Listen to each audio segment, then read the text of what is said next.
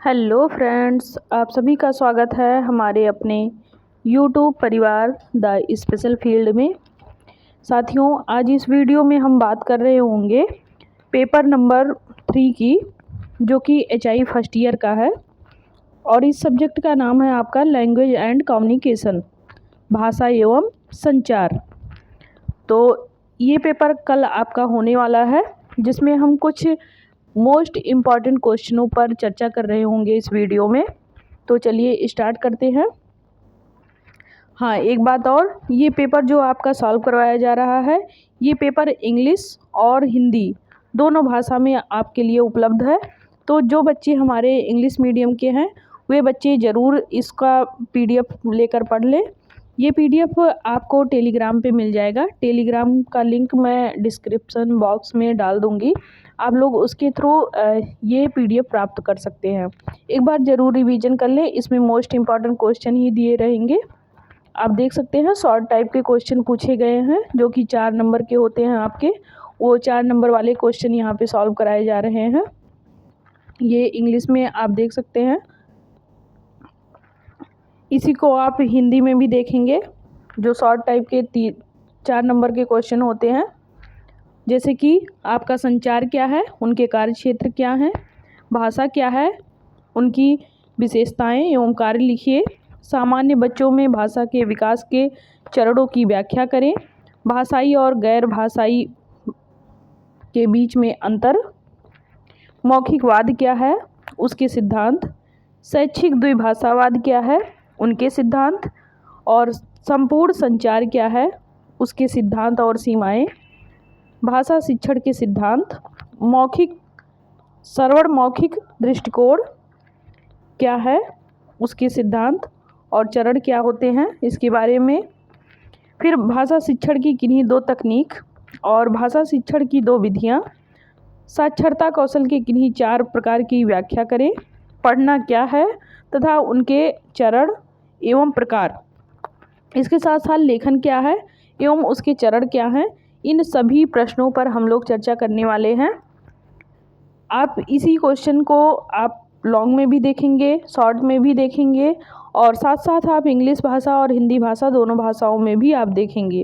जो आपका 7 नंबर का क्वेश्चन आता है, जैसे कि लॉन्ग क्वेश्चन में आपके औपचारिक अनौपचारिक मूल्यांकन के बीच में अंतर, प्राकृतिक संरचनात्मक और संयुक्त विधि के बीच में अंतर, सांकेतिक भाषा और हस्ताक्षर प्रणाली के बीच में अंतर, ये सारे क्वेश्चन जो आपके हैं लॉन्ग टाइप के पूछे जाते हैं।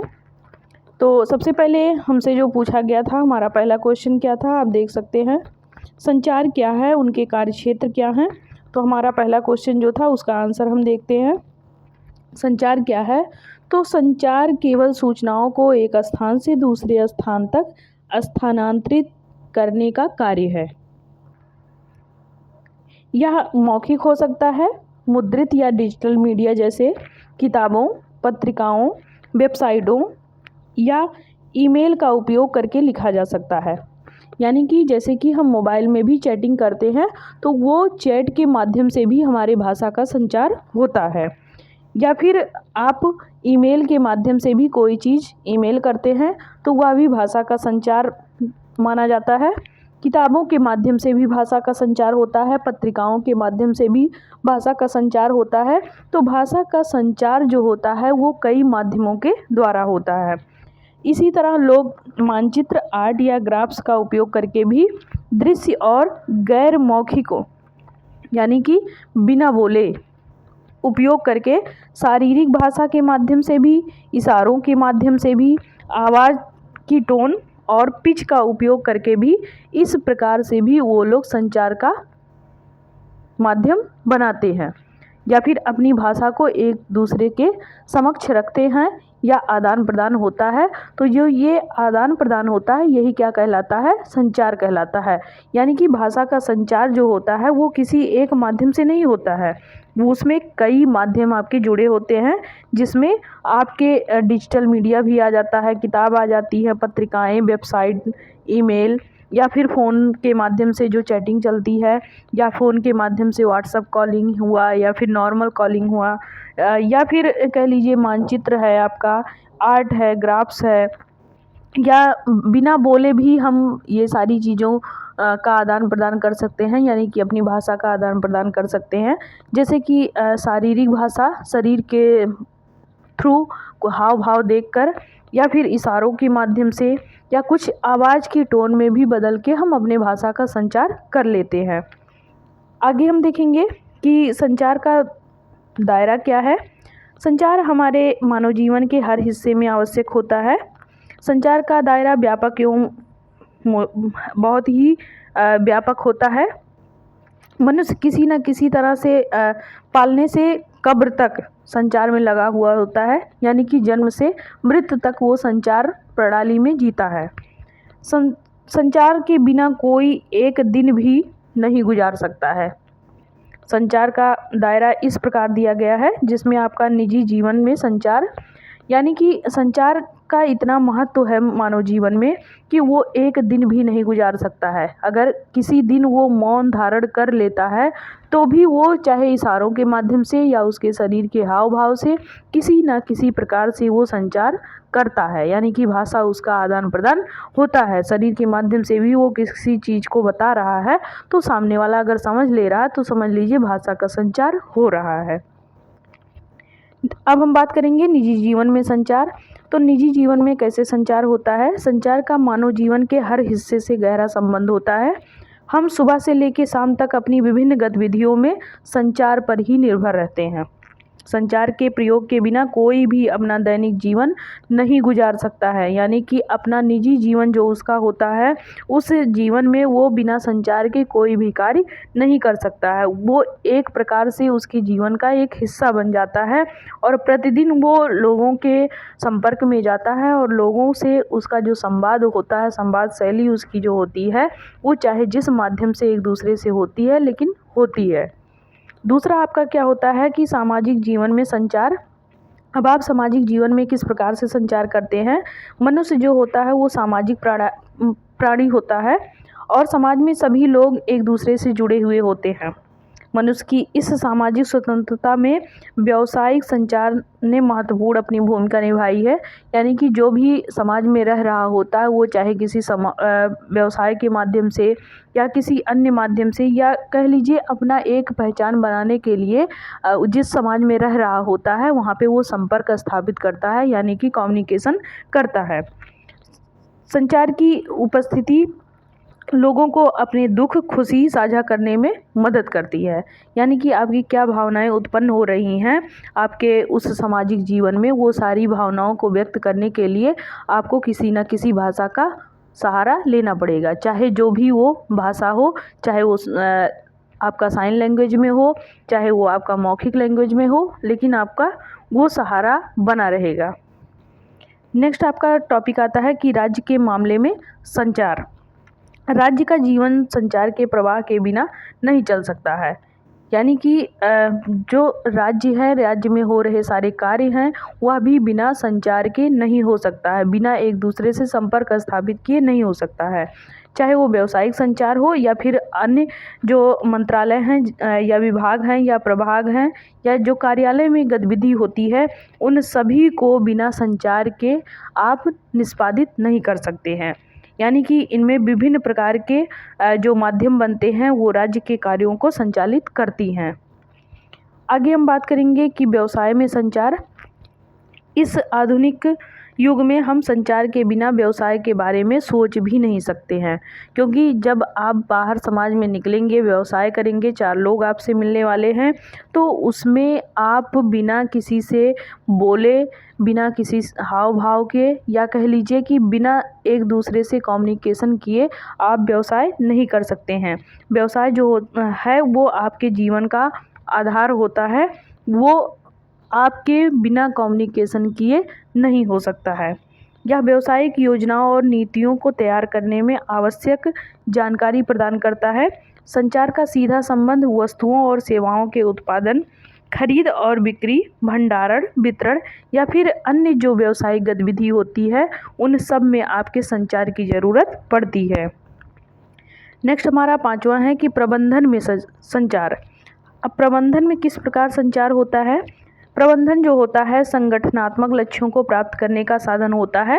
विभिन्न आंतरिक और बाहरी पक्षों के साथ प्रभावी संचार से प्रबंधन की जो दक्षता होती है वो प्रभावशाली होती है और प्रभावशीलता अपनी बनाए रखती है।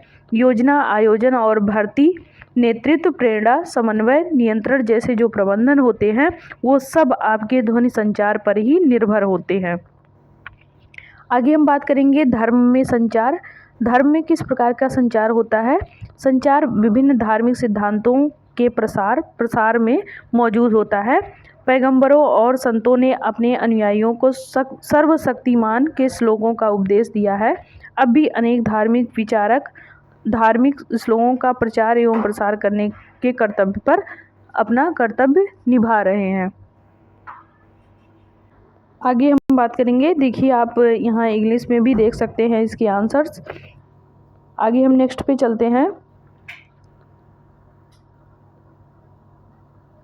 भाषा संचार क्या है, इसके बारे में पूछा गया था दूसरा क्वेश्चन।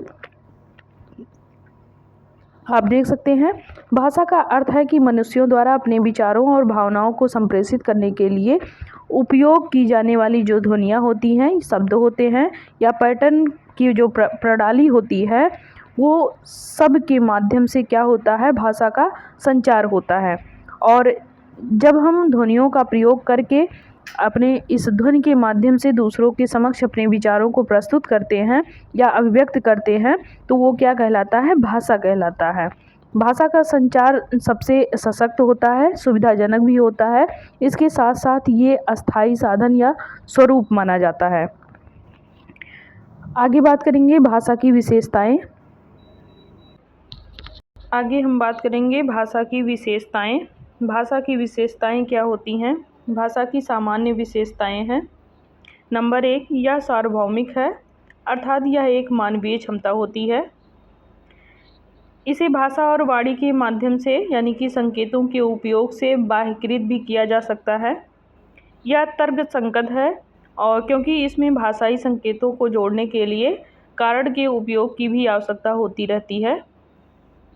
यह मौखिक या फिर गैर मौखिक रूप से भी प्रकट किया जा सकता है, यानी कि बोलकर भी और संकेत के माध्यम से, दोनों के माध्यम से भाषा का संचार किया जा सकता है।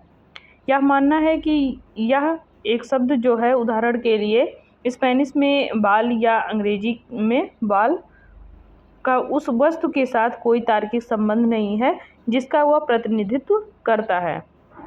रोजमर्रा के भाषण में भी अनुभवों के संचय के परिणाम स्वरूप यह लगातार विकसित हो रहा है, यानी कि जो रोजमर्रा की चीज़ें होती हैं उसमें भी मौखिक भाषा का संचार होता रहता है। आगे बात करेंगे भाषा के कार्य। भाषा के क्या कार्य हैं इसके बारे में जानेंगे। भाषा के 6 मुख्य कार्य होते हैं। नंबर 1, संदर्भात्मक सूचना या तथ्यों, अवधारणाओं या फिर विचारों की प्रस्तुति के माध्यम से वास्तविकता के विभिन्न पहलुओं को वस्तुनिष्ठ के रूप में व्यक्त करता है। उदाहरण के लिए समाचार पत्र का एक लेख। नंबर 2, अपीलीय। नंबर 2 है हमारा अपीली। यह संदेश के प्राप्तकर्ता को प्रभावित करने का प्रयास करता है ताकि उससे एक विशेष प्रतिक्रिया प्राप्त की जा सके, चाहे कोई कार्रवाई करे या उससे करना बंद कर दे। उदाहरण के लिए एक रेस्तरां में कृपया हमारी सुविधाओं में धूम्रपान न करें वाक्यांश के लिए एक संकेत है। इस प्रकार से जो आपको सूचनाएं देखने को मिलती हैं, चाहे वो स्टेशन पर हो, चाहे किसी सार्वजनिक जगह पे हो, उसको क्या कहा जाता है, उसको अपीली बोला जाता है। नेक्स्ट है आपका भावनात्मक या अभिव्यंजक। भावनात्मक या अभिव्यंजक वह होता है जिसमें संदेश भेजने वाले की मनोदशा या शारीरिक स्थिति को व्यक्त करना होता है। उदाहरण के लिए एक व्यक्ति जिसने अभी अभी एक कठिन गतिविधि पूरी की है और उपलब्धि पर अपनी भावनाएं व्यक्त करता है, पहाड़ पर चढ़ना कितना रोमांचक है, इस प्रकार से। तो इसका मतलब यह होता है कि उसके अंदरूनी जो भाव होते हैं वो इस कथन के माध्यम से बाहर आते हैं। तो इसको क्या बोलेंगे, भावात्मक या अभिव्यंजक। नेक्स्ट है हमारा चौथा फैक्टिका। फैक्टिका में क्या होता है कि इसका उपयोग किसी संचार को शुरू करने के लिए या बाधित करने या लंबा करने या समाप्त करने के लिए किया जाता है। इसलिए यह संचार चैनल पर आधारित है, न कि किसी अवधारणा के प्रसारण पर। किसी बातचीत को समाप्त करने के लिए फैटिक फंक्शन का एक उदाहरण है, जैसे कि ठीक है, हर चीज़ के लिए धन्यवाद, बाद में मिलते हैं। तो इस प्रकार के अगर आप शब्द देख रहे हैं तो वो फैटिका कहलाता है। आगे बात करेंगे धातु भाषा विज्ञान। इसमें व्याकरण या शब्दों के अर्थों की समझ के माध्यम से अपनी भाषा पर विचार करने की क्षमता शामिल है, जिसके लिए संकेतों के समान कोड को संभालना आवश्यक होता है। जैसे कि मान लीजिए इच्छा शब्द को एस से लिखा जाता है, सी से नहीं।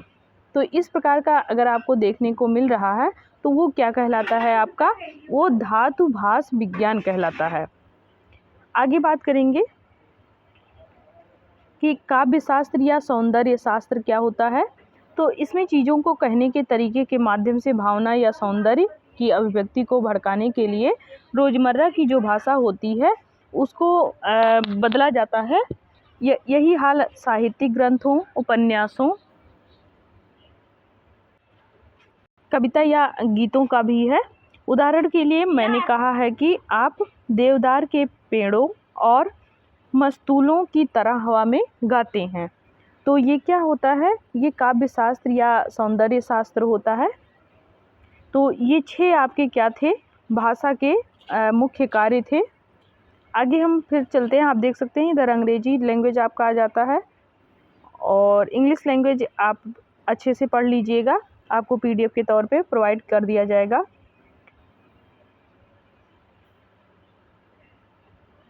नेक्स्ट क्वेश्चन की बात करेंगे हम। तो नेक्स्ट क्वेश्चन तीसरा हमारा है कि सामान्य बच्चों में भाषा के विकास के चरणों की व्याख्या करें। तो इसके बारे में जानते हैं। तो तीसरे नंबर का आंसर आप यहाँ देख सकते हैं, 3 महीने का बच्चा। तो माँ की आवाज़ ये पहचानने लगता है जो 3 माह का बच्चा होता है। बातचीत के दौरान वो मुस्कुराता है, थोड़ा बहुत उसमें आवाज़ भी निकलती है, जैसे कि वो गुर्राना या कूकना। इस प्रकार से परिचित ध्वनियों की ओर वो मुड़ता है। अलग अलग कारणों से वो अलग अलग तरह से भी रोता है। ये तो 3 माह के बच्चे का था। अब हम बात करेंगे 6 माह के बच्चे का। तो 6 माह का जो बच्चा होता है वो वक्ता का अवलोकन करता है। स्पॉटलाइट के लिए वो बड़बड़ाना स्टार्ट करता है। उत्तेजना और दर्द भी वो व्यक्त करता है। ध्वनियों और इशारों का अनुकरण करता है। तेज आवाज़ें निकालने लगता है। इसके साथ हम 12 महीने का बच्चा देखेंगे। तो ध्वनि की उत्पत्ति का पता लगाता है वो, उनके नाम का जवाब देता है, अपना पहला शब्द भी बोलता है वो, और जयवर्ष व्यंजन और स्वर के बारे में भी वो भाषा संचार होना स्टार्ट होता है। ध्वनि और पिच के साथ प्रयोग करता है। इसके साथ 18 माह का बच्चा, इसको देखेंगे। 18 माह का जो बच्चा होता है वो परिचित नामों को पहचानता है, इशारों का प्रयोग करता है। 5 से 40 शब्द की जो शब्दावली होती है वो उस बच्चे के अंदर विकसित होने लगती है। वाक्य बनाने के लिए छोटे शब्दों का प्रयोग करता है। ठीक से हंसे और खिलखिलाए, इस प्रकार से उसका रिएक्शन देखने को मिलता है। 2 साल के बच्चे में दोहरे चरण के निर्देशों का पालन करने लगता है। 150 से 400 शब्द उसमें विकसित हो जाते हैं। 3 शब्द वाले वाक्य वो बोलने लगता है। उनके दर्द को मौखिक रूप में भी वो दूसरों के सामने रख पाता है। बहुत छोटे प्रश्न पूछता है। इसके साथ 3 साल के बच्चे के अंदर भाषा विकास देखेंगे तो सर्वनाम, भूतकाल और बहुवचन का प्रयोग करने लगता है। 900 से 1000 जो शब्दावली है वो विकसित हो जाती है बच्चे में। 5 शब्दों के वाक्य तक वो बोलने लगता है। क्या प्रश्न उठाएं और उत्तर दें, इसके बारे में भी 3 साल का बच्चा जानने लगता है। शरीर के अंगों, आकृतियों और रंगों के बारे में वो जानता है। 4 साल का बच्चा, इसके बारे में देखते हैं। 4 साल का बच्चा दूसरे क्या कहते हैं उसको पूरी तरह से वो समझने लगता है। संपूर्ण 2000 शब्दों की जो शब्दावली होती है वो बच्चे में लगभग विकसित हो जाती है।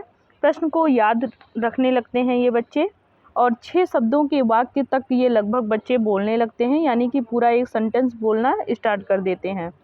कहानियाँ सुनाएं, हकला सकते हैं और गतिविधियाँ कर सकते हैं। आगे बात करेंगे 5 साल का बच्चा, तो अक्षरों की पहचान करता है, मोटे तौर पर स्वर निकालता रहता है, अन्य बच्चों के साथ आसानी से संवाद करता है और पूर्व सर्ग, स्वर और व्यंजन का प्रयोग करता है, असीमित प्रश्न पूछता है, 8 शब्द तक के जो वाक्य हैं उसको भी वो बोलने लगता है। तो ये एक बच्चे में शब्द का संचार कैसे होता है इसके बारे में हम लोगों ने देखा, यानी कि भाषा का संचार कैसे हुआ है। तो नेक्स्ट क्वेश्चन हम देखेंगे।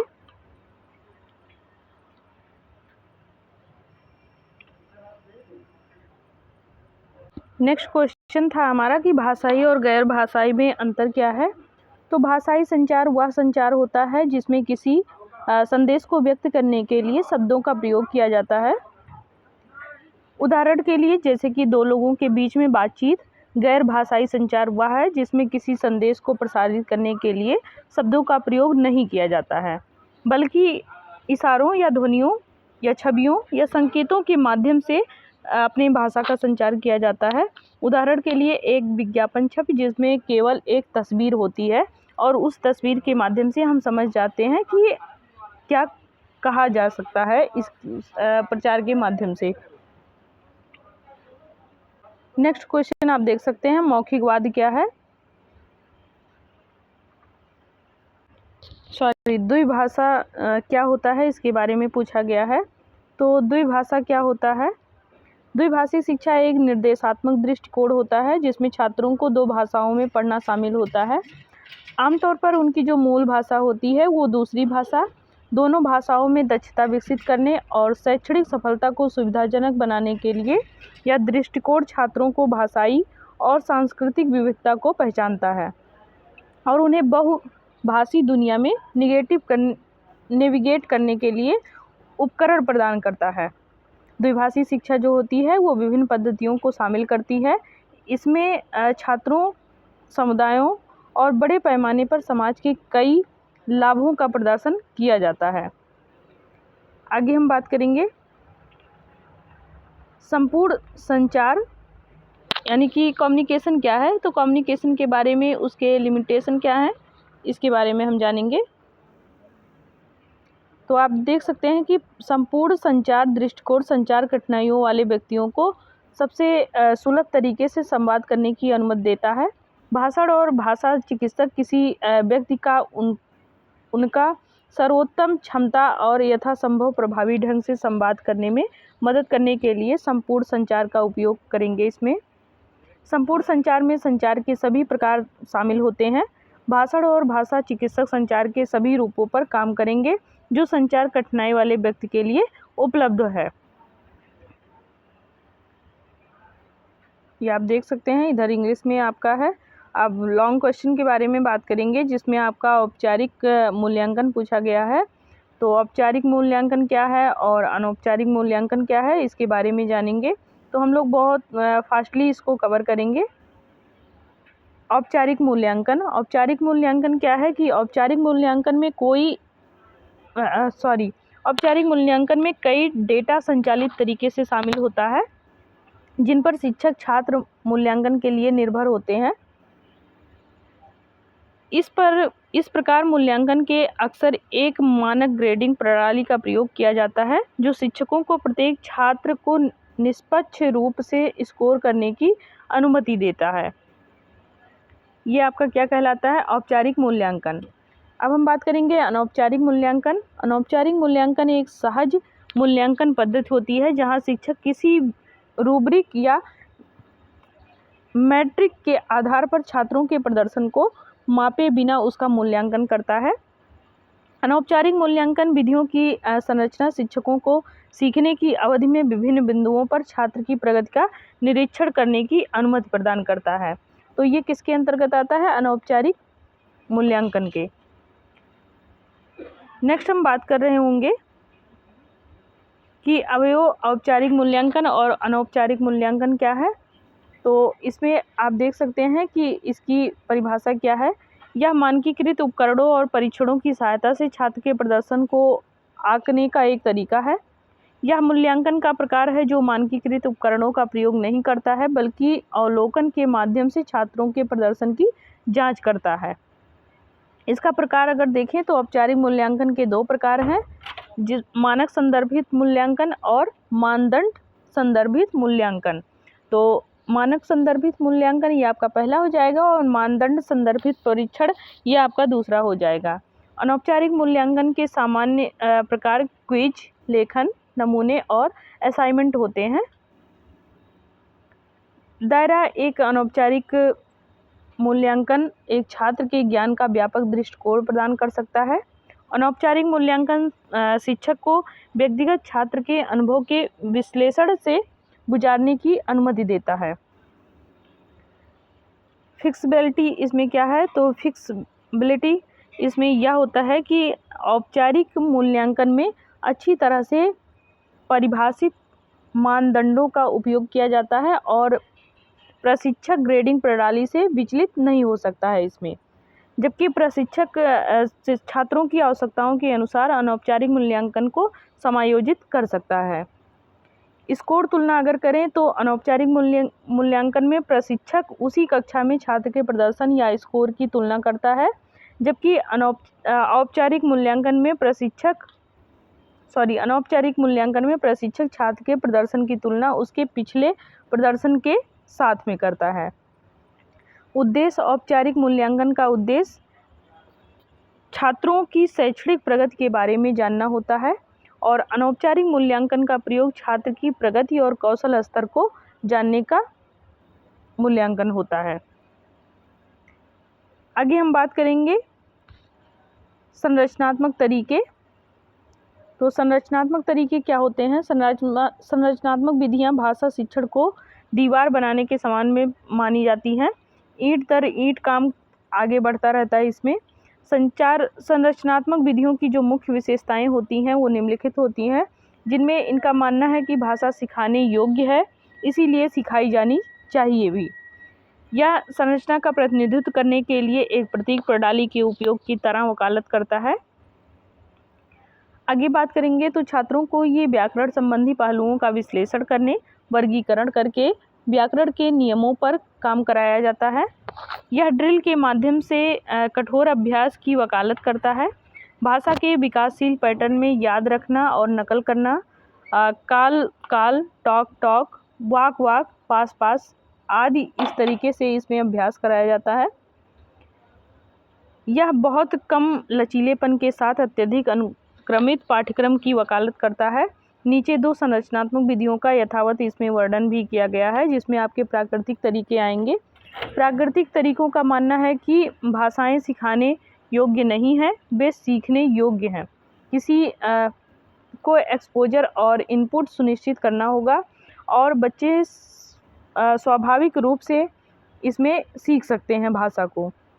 प्राकृतिक विधि में बच्चे से अपेक्षा की जाती है कि वह पर्यावरण के भीतर होने वाली जो बातचीत के माध्यम से भाषा को अंतर्निहित रूप से बिना किसी सचेत प्रयास या भाषा के बारे में सिखाए, या जो चीज़ें अंतर्निहित हैं उस चीज़ को उजागर करके वो किसी चीज़ को सीखे।